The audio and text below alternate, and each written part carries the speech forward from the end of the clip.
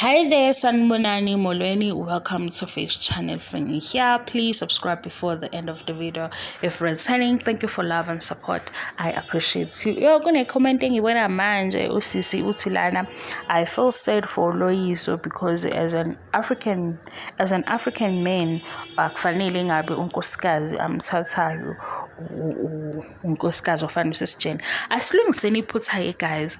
Nayi into engicabangayo nge-reality show. I-reality show ayikho 100% real.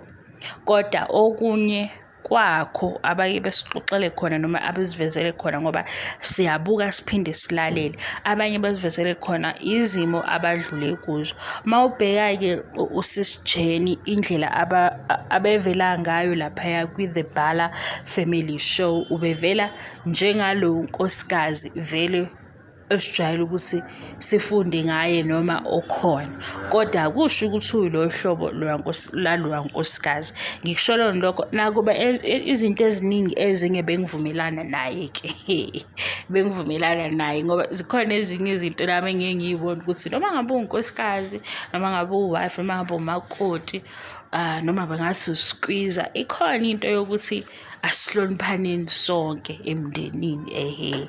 Ayikho into engiyibuka ngathi isiyoba umthwalo kwamakoti. Kodwa ke la ekutheni mhlambe ubuke le show wase wabona ukuthi hawu cha ubhuti Loyiso shutha kahle ishow ikufihlile okunye ihlezi yenza njalo nayo le engangithi mina mhlambe nokudla nakho kwi-routine ngoba uma simbona engadlanga. Masucabanga nje kahle usewususa ukuthi bekunecamera angeke ahambe uma ehambe engadlanga endlini kandodana, endlini kabhuti Loyiso angeke ehambe engadlile. Kodwa la ku-TV show bekufanele ukuthi uma afike ahlale bengamnikezi lutho ukuze mina mase ngikhuluma ngithi hayibo why makoti why uma wangasamnikezi ngisho i-aphula ngoba manje mhlambe makuba umnikezile i-aphula bengeze ngikhulume la leyo ndaba. Ngesikhathi ngiyibabaza ke nabanye bayafuna ukuyoyibona ukuthi hawu kade kwenzakala ngale TV show. Izinto enjalo ezinye bayazenza ngamabomu. So ngenzeka ukuthi indlela osu-receive ngayo unkosikazi kabhuti Loyiso ngenxa ye-TV show sowukhande enye i-picture kanti le picture onayo ayisilo iqiniso.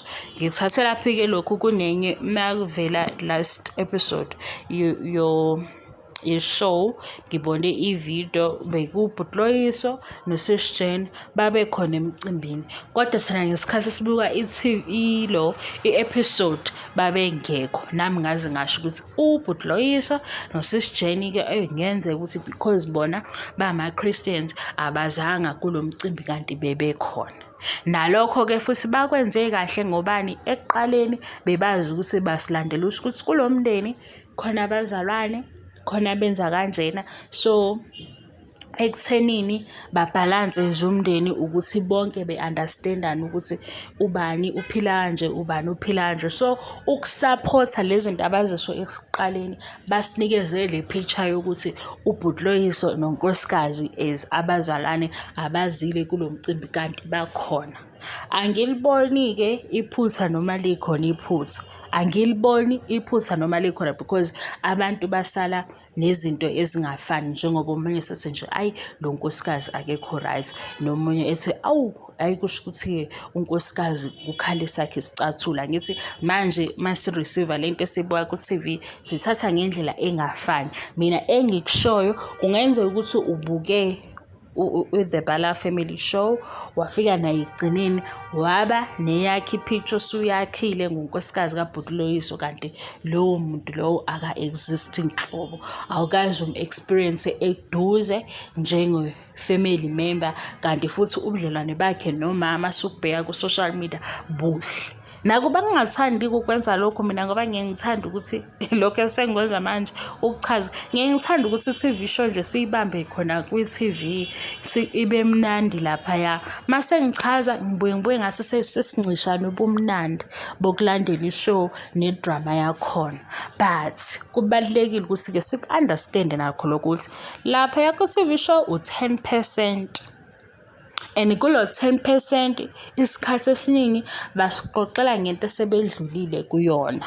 Kungenzeka ukuthi thina isicasule sesiyibuka ngoba kithi isivela as episode 3 kodwa kubona into eyenzike ngo-2007 u-2010 kudala badlula but beyingena kwi-story kulesi abafuna ukuzosivezela kubona abazosivezela ku-TV show. Mhlambe bekuyiyona ndaba ejuicy noma bekuyiyona nje i-moment eyaba-heated, yabona. Bengicela ukulungisa kulokho-ke ukuze ungabi ne-picture ukuthi ayi unkosikazi onjani, hhayi asimazi kahle. Kodwa laphaya ku-TV show lokho abasinika khona bekunazo iy'ndawo la sifunda khona ukuthi imindeni idlule ey'ntweni ezinje, imindeni ihluka ngalokhu nalokhu. Ngibonge-ke ithuba, ngicabanga ukuthi siyayilungisa leyo dadewethu uze ungaze uphatheke kabi noma umdabukele uLoyiso kanti konke kuhamba kahle. Ngiyabonga ithuba, ngiyabonga i-support, bye.